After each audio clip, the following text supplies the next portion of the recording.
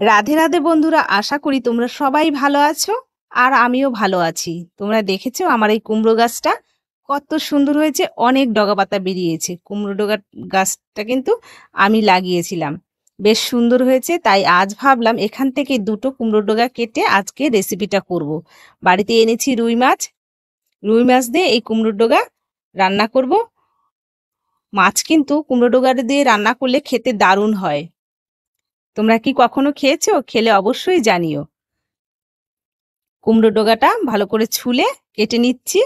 আর দায়ের আগা দিয়ে কিন্তু পাতাটা আমি চিড়ে নেব। এভাবে লম্বা লম্বা করে চিড়ে নিলেই কিন্তু বেশি ভালো হয়, দেখতেও ভালো লাগে আর তাড়াতাড়ি নরমও হয়। এর মধ্যে আমি দেব আলু। আলুটাকেও এভাবে লম্বা করে একটু কেটে নিলাম। এদিকে মাছ ভালো করে ধুয়ে মাছে লবণ হলুদ মাখিয়ে নিচ্ছি। আজ কিন্তু রান্না করব উনুনে, তাই উনুনটা ধরিয়ে দিয়েছি। কড়া বসিয়ে কড়াতে তেল দিয়ে দিয়েছি, তেলও গরম হয়ে গেছে। দুটো মাছ প্রথমে ভেজে নেব, যদি লেগে যায় তাই প্রথমে দুটো মাছ দিয়েই আমি ভাজবো। এই মাছ ভাজার ফাঁকেই আমি মশলাটাও রেডি করে নিচ্ছি। এখানে দিয়েছি 1 ইঞ্চি আদা কেটে, 4-5টা কাঁচা লঙ্কা, জিরের গুঁড়ো, ধনের গুঁড়ো আর টমেটো একসাথে আমি পেস্ট করে নিলাম।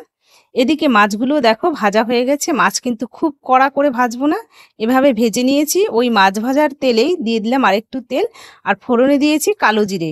বন্ধুরা এখানে স্কিপ করেছে, তোমরা একটু বুঝে নিও।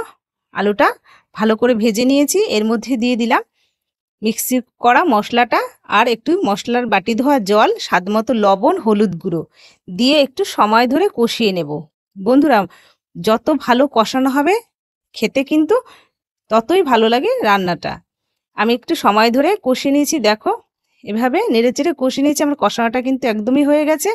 এবার দিয়ে দিলাম কুমড়ো ডগা। কুমড়ো ডগা ভালো করে ধুয়ে নিয়েছি। ডগাটা আস্তে আস্তে নেড়ে নিচ্ছি, মিশিয়ে নিচ্ছি মশলার সাথে। 2 মিনিট মতো একটু কষিয়ে নেব। কুমড়ো ডগা থেকে যেহেতু একটু জল ছাড়বে, তাই 2 মিনিট নেড়ে চেড়ে একটু মিশিয়ে নেব ভালো করে মশলাটা। জলটাও মরে এসেছে। আমি জলটা মরে আসলে দিয়ে দেব জল। জল দিয়ে নেড়ে চেড়ে একটু মিশিয়ে নেব। দেখো আমি কিন্তু জল দিয়ে দিলাম, পরিমাণ মতো জল দিয়েছি। আমি কিন্তু অনেক জল দেব না, একটু মাখা মাখা ঝোল করব, তাই জল দিয়ে ভালো করে নেড়ে চেড়ে ঢেকে দিলাম। ঝোল শুকিয়ে এসেছে, মানে শুকিয়ে বলতে ফুটে এসেছে। আমি মাছগুলো দিয়ে একটু ঢেকে দিলাম। ঝোলটা এবার গাঢ় হয়ে এসেছে, আমি নামিয়ে নেব। দেখো ডগা পাতা কিন্তু একদম সেদ্ধ হয়ে গেছে আর কত সুন্দর হয়েছে, খেতে কিন্তু দারুণ হয়েছিল। তোমরা এভাবে করো, একদমই কম মশলায় কিন্তু স্বাস্থ্যকর, খেতেও দারুণ হয়। আমি এবার নামিয়ে নিলাম। তোমাদের কেমন লাগলো জানিও, লাইক করো, চ্যানেলটি সাবস্ক্রাইব করো।